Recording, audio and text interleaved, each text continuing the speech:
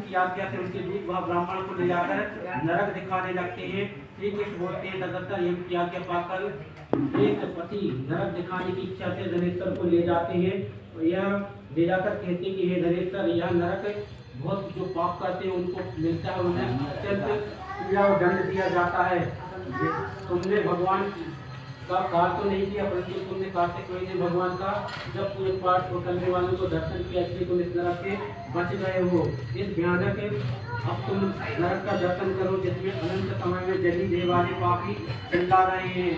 गुरु अग्नि को ब्राह्मण शक्ति को जो पेड़ मारते हैं वह मनुष्य यहाँ पर गर्म तेल में डाले जा रहे हैं। नरक में 6 प्रकार के पापों को अत्यंत दुख दिया जाता है। उन्हें से छुआ कर उनके शरीर में अनेक प्रकार से दर्द दिया जाता है।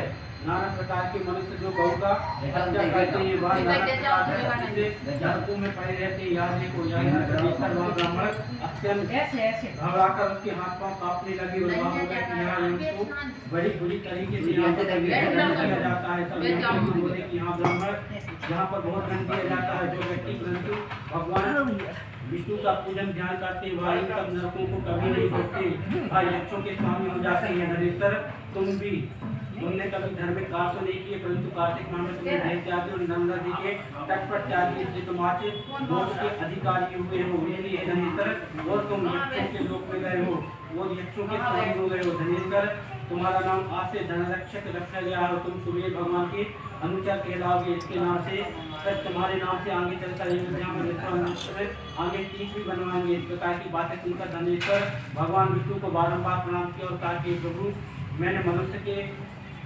जन्म को दिया और ब्राह्मण की कुल में भी दिया, परंतु मैंने भी अच्छे कर्म नहीं किए, परंतु उस समय में आपकी कृपा और कार्तिक माह के व्रत में मुक्ति को प्राप्त किया हूँ। आपको बारंबार प्रणाम है। इस प्रकार भगवान विष्णु को बहुत प्रणाम किया। बोली श्री लक्ष्मीनारायण भगवान।